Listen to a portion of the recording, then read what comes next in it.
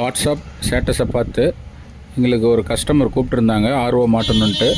So அவங்களுக்கு 10 லிட்டர்ஸில் new மாடலாக நாங்கள் அவங்களுக்கு 100 ஜிபிடி மெமரின் ப்ளஸ் ஈச் அண்ட் பம்போட நாங்கள் அவங்களுக்கு ஃபிட்டிங் பண்ணி கொடுத்தோம்.